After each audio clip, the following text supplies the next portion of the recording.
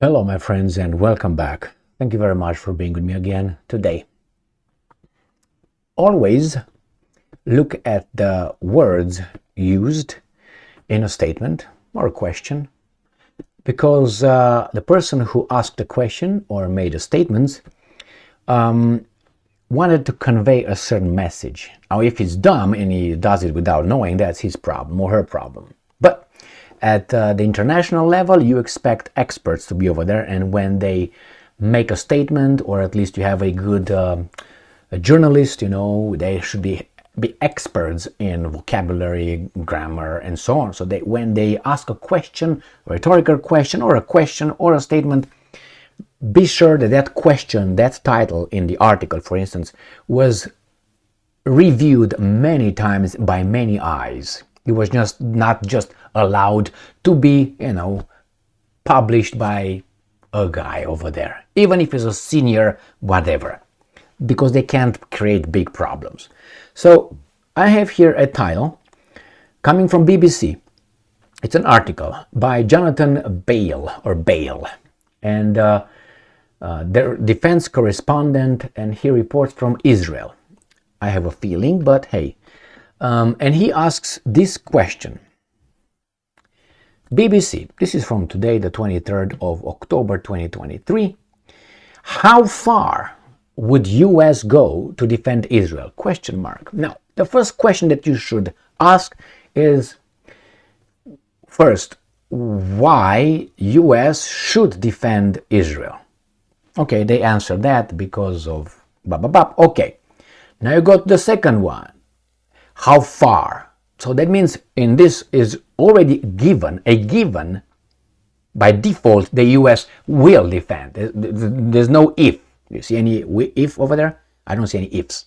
So that means how far they already crossed that for us. It's self-understood that US will defend. The issue is how far. So it's at the next step. All right, so that's a given. See how Mr. Jonathan is doing things here? And the one is defend Israel. And the question is, against whom? Who attacked? And who are you talking about? Because that matters. Now, if how far would US defend Israel from Hamas? US should not defend Israel from Hamas. I think Israel has the capability to destroy Hamas. All right? So if we talk about Hamas, the how far should not be there, defend shouldn't be there. I honestly think that Israel has the military capacity, intelligence capacity to take care of Hamas. It's not going to be easy, but they could. Why? Because Hamas supposedly is in one little portion of this planet, which is Gaza mostly, right? And they are over there surrounded. So basically you just do target practice. And if Israel once can flatten the thing out, which I think they're thinking of it, they said it already, and US will veto any UN Security Council resolution or any condemnation, like they did before. So, from the very beginning, I understand that US is doing it, and how far. If it's about Hamas, they shouldn't even bother. I understand, okay, Israel is your ally. Why do you say that? Because I think it's the other way around. Israel has US in a little leash, and hey, where are you going? Glasses. And then releases whatever. I'm not gonna go deeper in that in this little article here, in this little video. But my problem is, defend it against whom? Let's say Israel is attacked by other countries, because Israel is fighting a group. Forget about it. You don't need US in that, unless you don't wanna get burned picking the hot potatoes, your hot potatoes. But you want to, hey, why don't you do it for me? Yes, sir. All of them? This is how far. All of them? How many you want me to take out? It's not like he would not say, well, no, buddy. Those are your hot potatoes. You pick them up. No. US is like at the point of, how many do you want them all picked up? You want half of them? I will burn my fingers for you. Because that's allies do. We're equal, Okay. So, let's say Iran gets involved and everybody around, and US will intervene as an ally. All right, how far? I can give you a short answer. US will expose us to defend the ally right to the destruction of the whole world. To that point. And over there, I give it 50-50 that they will back off. So I don't want to go over this little article here where they're going to tell us that U.S. pledged unwavering support. We know right here. The U.S. has pledged the unwavering support to Israel and backed up with military aid, but with a whatever. I'm telling you, Israel by Hamas. Hamas is a group. Israel should take care of it, not U.S. Anyway, so let's see. And it says here how much they brought. I mean, U.S. troops in Iraq, Syria, they're going to get in trouble. The Americans will be attacked by other groups. All right, proxies, whatever, and America will take a stance. Now, we'll leave that garbage aside. I mean, if you get into, around the pigs, you're going to get dirty. You know what I mean? So they're going to drag you in little by little. They're going to make it look like U.S. was dragged in. I don't think U.S. is dragged in whatsoever. I think there are people over there voluntarily doing that, and some people following orders as well. So they will go to the extent to which Russia will say at one point, we will attack you, we will destroy everything. That will be the point when U.S. might, because U.S. can't decide for itself in this situation. It has allies they had to consult with first. We'll say, and those guys, when you have religion involved in all this, then everything is fucked.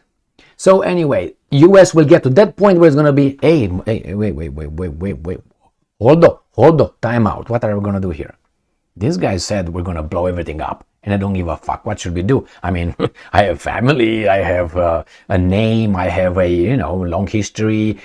I'm in charge of everything on this planet, almost. I worked all these generations to get to this position. I don't want to see Moses.